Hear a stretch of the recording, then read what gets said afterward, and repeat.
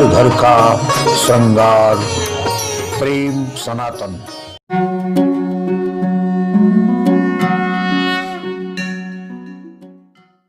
अयोध्या दर्शन की श्रृंखला में हमारी गाड़ी अयोध्या में भ्रमण कर रही थी और अयोध्या के तमाम मंदिरों को शूट करने के बाद हमारा उद्देश्य था कुछ ऐसा विलक्षण अयोध्या से लेकर चला जाए जिससे हमारे दर्शक जान सकें कि सनातन धर्म की जड़ें आज भी कितनी मजबूत हैं।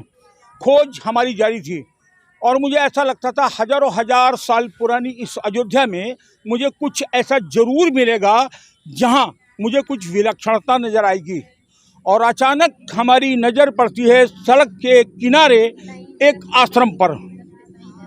पेड़ों और जंगलों के बीच बने हुए इस आश्रम के अंदर मैं गाड़ी लेके पहुंच जाता हूं। कौन है आश्रम का मठाधीश, किसका आश्रम है, कौन चलाता है, मुझे कुछ भी जानकारी नहीं थी। लेकिन जब मैं आश्रम आया और वहाँ के इतिहास को जाना तो सुनकर आश्चर्य हुआ और आपको मैं आज बताऊंगा कि सनातन धर्म में धर्म, त्याग और पूजा क्या होती है। अयोध्या की पावन भूमि पर है यह आश्रम। लगभग 350 वर्ष पहले वियावान जंगल में बना यह आश्रम अद्भुत, अकल्पनीय, अविश्वसनीय है। आधुनिकता से दूर इस तपोभूमि पर आज भी न बिजली है, न पक्के मकान, न बिस्तर है, न पलंग और न बर्तन। घास फूस की झोपड़ी, मिट्टी के बर्तन, मिट्टी की भूमि पर सोना और यही तपना। इस आश्रम में न कोई मंदिर है, न कोई देवता, न पूजा पाठ, न हवन, न चढ़ावा, न भीख, न दान। पैसा छूना आज भी पाप है। यहाँ न कोई दान पेटी है, न ही चंदे की कोई रसीद। केवल एक फूल और एक पत्ती से हो जाती है पूजा। केवल भजन, ध्यान और तप की यह रहस्यमयी तपस्थली है पावन धाम अयोध्या में। हम आपको बताएंगे इस तपोभूमि के रहस्य। गीता में भगवान श्री कृष्ण ने कहा है कि यदा यदा ही धर्मस्य ग्लानिर्भवत भारतम अभ्युत्थानम अधर्मम तदात्मानं सृजाम्यहम्।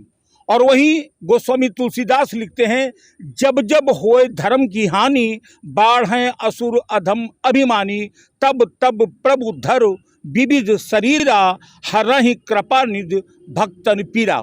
क्योंकि ईश्वर हर बार अपने रूप और स्वरूप को परिवर्तित करके आता है। शायद यही कारण है कि हिंदुस्तान में यानी कि सनातन धर्म में 33 कोटि के देवी देवताओं की पूजा का प्राविधान है।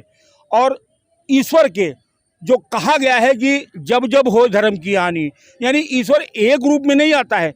ईश्वर के कई स्वरूप हैं। कभी वो अंशा अवतार में आता है, कभी आवेशा अवतार में आता है, कभी वो पूर्णा अवतार में आता है और कभी वो महापुरुषा अवतार में आता है। और महापुरुषा अवतार बार बार लगातार इस धरती पर होते रहे हैं। और शायद इसी क्रम में एक महापुरुषा अवतार है मोहनदास जी का, सद्गुरु मोहनदास जी, जिन्होंने इस पंथ की परंपरा को चलाया।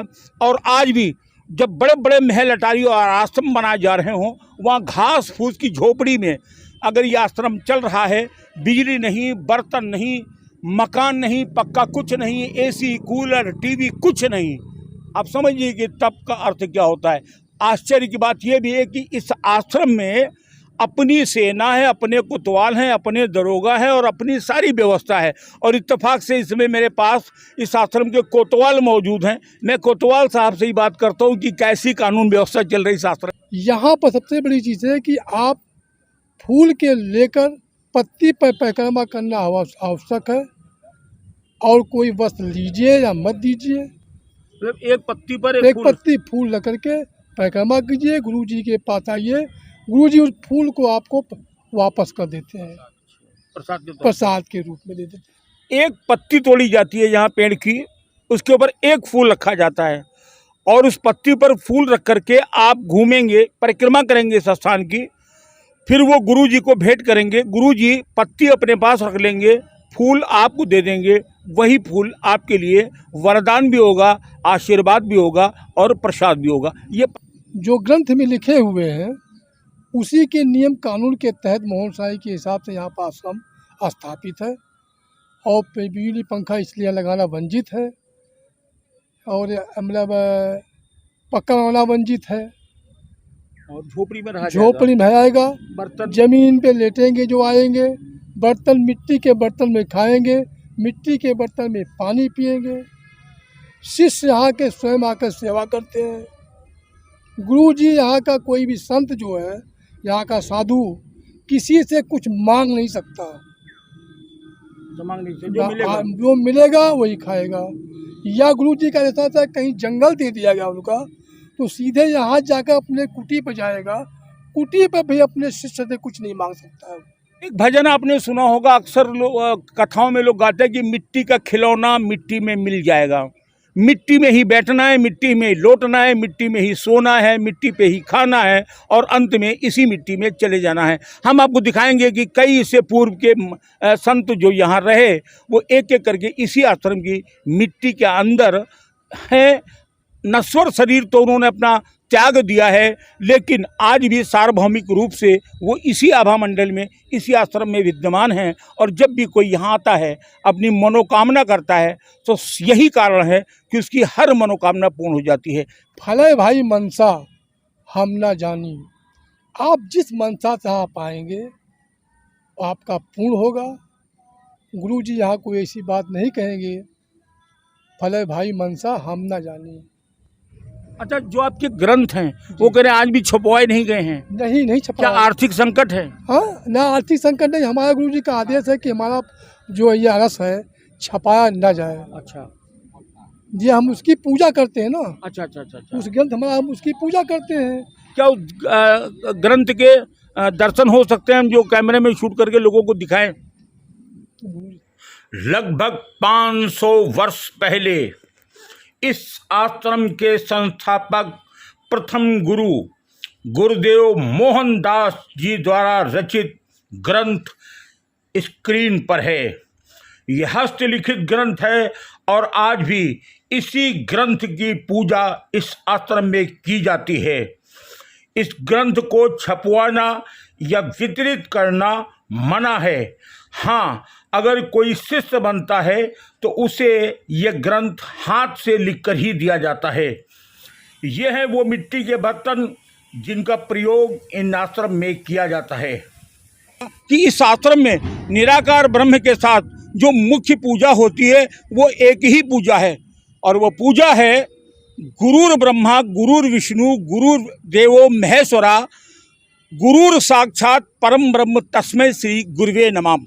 यानी इस आश्रम में केवल और केवल गुरु की ही पूजा होती है। और इस आश्रम के जो मठाधीश हैं वो मठाधीश बनने के बाद कभी भी आश्रम के दरवाजे के बाहर नहीं जाते। यानी यहाँ नियम ये है कि ना तो आप दान मांग सकते हैं और ना भिक्षा मांग सकते हैं। वर्तमान सदगुरु लालमणि शाह जी इस समय विद्यमान हैं अपने आश्रम पर और अपनी कुटी के बाहर। मैं महाराज श्री से बात करता हूँ। कैसे रहते हैं? हम लोग मिट्टी के ठिकड़े में खाते हैं, मिट्टी के ठिकड़े में पानी पीते हैं और इस कुटिया में रहते हैं और कहीं नहीं आते जाते हैं। गुरु की भजन भाव बंदगी करते हैं। आश्रम के बाहर आप नहीं जाते? नहीं हम अच्छा, ना दान लेते हो ना भिक्षा मांगते? नहीं, कुछ नहीं। जो आ गया वही पैसा वैसा छूते नहीं, हाथ से पैसा नहीं छूते हैं? नहीं।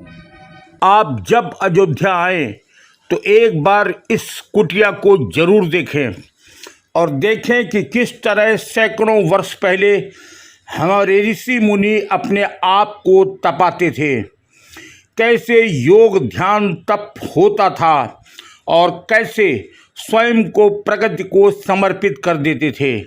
शायद इसे ही कहते हैं तप के लिए स्वयं को तपाना।